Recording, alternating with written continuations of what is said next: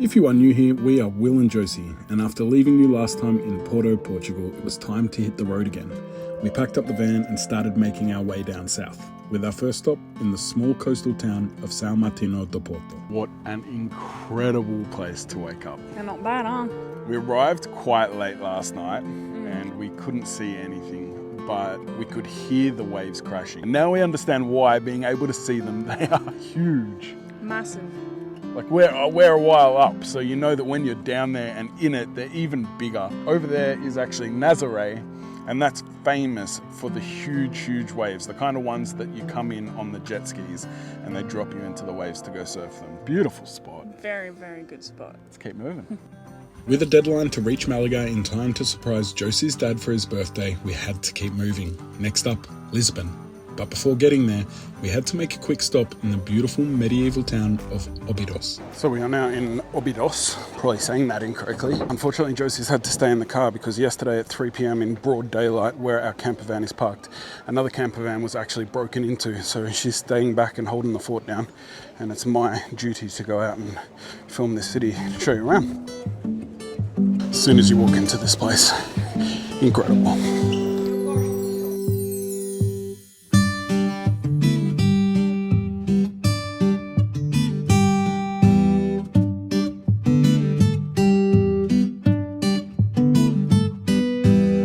Shame, Josie would have loved this.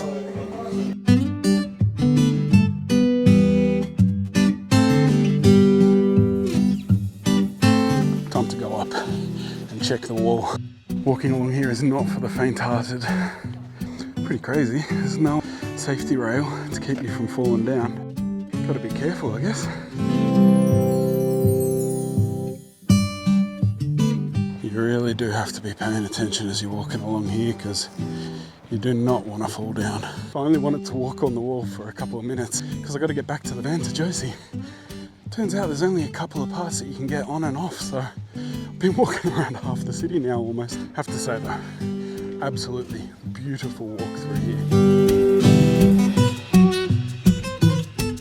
Oh, we found the way down.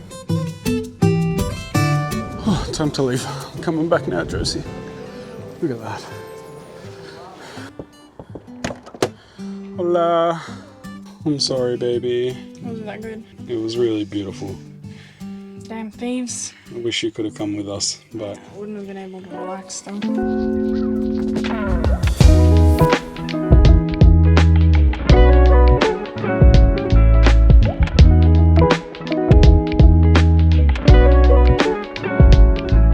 We have just arrived in this beautiful old little fishing village called Peniche. so cute. It's super cute, and one of the main things to do here is to take a boat out to the islands, which are meant to be absolutely beautiful.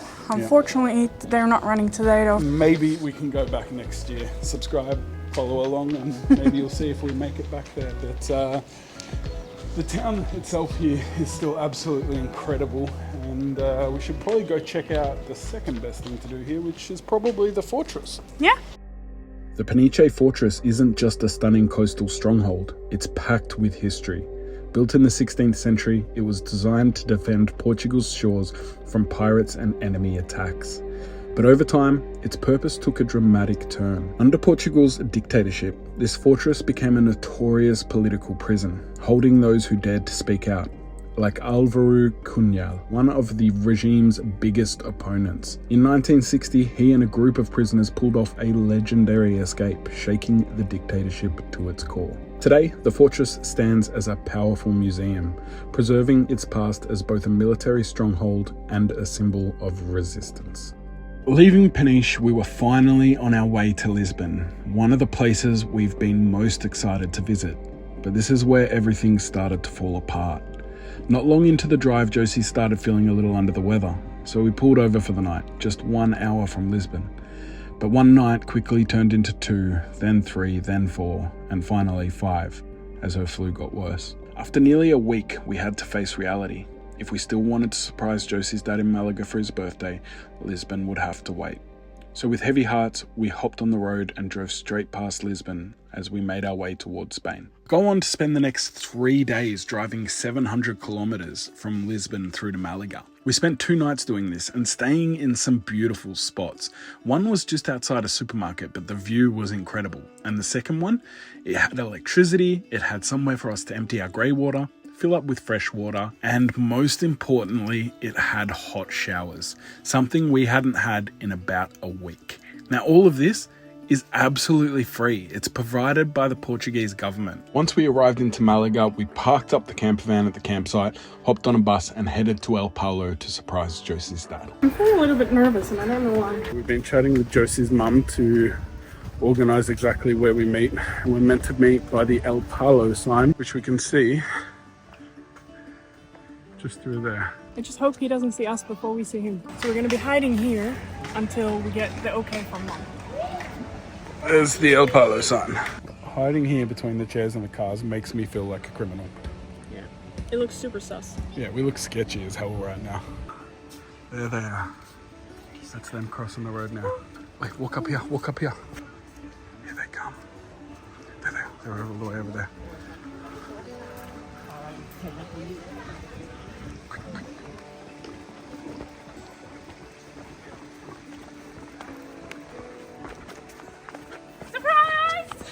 Man. I thought you only hired.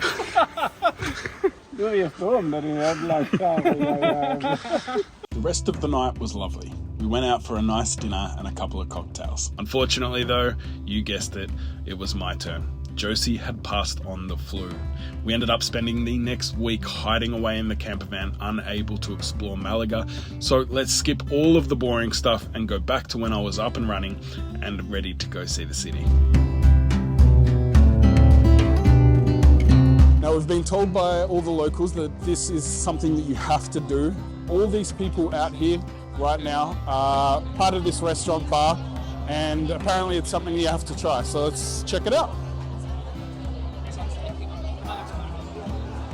To say that it is busy is an understatement. It's actually crazy. That was super chaotic in there, which you could probably guess by the amount of people that are standing outside in the alleyway. No chairs, no tables, no nothing. But we got 2. We got the vermouth And the moscatel. both of them €3.40. Let's give it a shot. Super sweet. It's very sweet. I don't like sweet white wine, but that one is quite refreshing, I think. It reminds me of the Swedish Christmas drink, the glögg. Yeah, it's nice. I like that one. Can you honestly tell me that this isn't the most extravagant entrance to a market you have ever seen?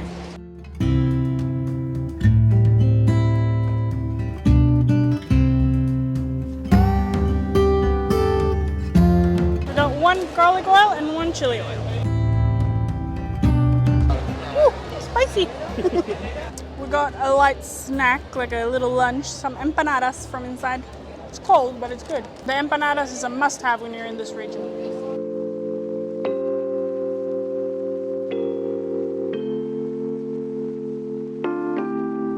So this here is Marques de Larios. I'm probably absolutely butchering the pronunciation. This is the main shopping area. The buildings are extravagant. Beautiful, guys. It is actually such a nice strip that all the bins are put on the side to keep it looking clean.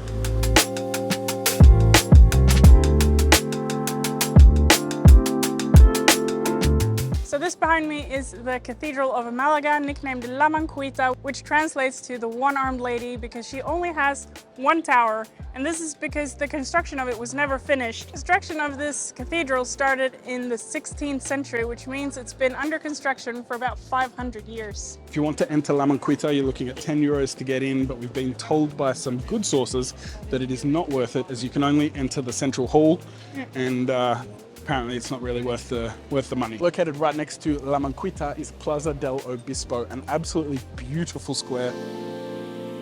After walking around and enjoying the beautiful architecture that this city has to offer, it was time to go and explore something that is only free on Sundays. And that's to enter the Picasso Museum. If you don't know, Picasso was actually born here. And we thought, well, we'll come when it's free. But this is the line that is going into Picasso. It's about 100 meters long, if not more. We're going to give it a miss today. Not worth it. And they closed in less than 2 hours, and I think that the line would take 2 hours to get through. Something that we've been pretty good at on our travels is not eating out. but one of the major things that you have to do here in Malaga is to eat out at all the restaurants, all the bars. There's You don't have to eat at all of them. not all of them, but a lot of them. They are absolutely everywhere. It's actually crazy how many restaurants there are here. There's lots of little squares and little strips with bars and restaurants. Stop, have a drink, have a couple of tapas, get up, move on to the next one, couple more tapas, couple more beers. It's a good way to live. Good way of doing it. And of course, we got the bottle opener. It seems like the Alcazaba castle also has free entry on Sundays. That's a really good thing to know. I'm actually here alone because Will has new shoes and they're rubbing on his feet. So I said, I'll take one for the team. The Alcazaba of Malaga is a stunning 11th century Moorish fortress built as both a palace and a military stronghold. Perched on Gibralfaro Hill, it was designed for ultimate defense with double walls and unbeatable panoramic views over the city and harbor. Now, if you want to have a really informative visit when you go here, you can actually take an audio tour where they have lots and lots of different stops all around the place where you can learn a lot about the place. You can definitely tell that this is one of Malaga's main tourist attractions because there's a lot of people everywhere. And it's a bit hard to get through at some points. I don't know if it's because it's a Sunday and it's free today. It costs between $3.50 and $4.50 per person. Its Moorish architecture, intricate arches, courtyards, and fountains gives it a striking resemblance to the Alhambra in Granada. And just below it, Malaga's Roman theatre dating back to the 1st century BC, with some of its stones even used in the fortress itself. I wonder if Will's doing okay down there. Yep, I was doing just fine. But I did need to wash that beer down with another beer, so it was time to head down to the harbour for sunset. The harbour is absolutely beautiful. Plenty of people busking, and there's certainly a good vibe, with some of the biggest mega yachts we have ever seen. After enjoying the sunset, we decided to head back into the city to join Josie's parents for dinner. This would turn out to be one of the best restaurants that we visited in all of Spain. The meat platter was insane, the cocktails were great, and just take a look at this sangria. If you guys enjoyed this video, please make sure to hit that like button, and if you want to see more from Spain and the rest of Europe, make sure to hit subscribe, and we'll see you guys all again next week. When it's free, that sounds like a real...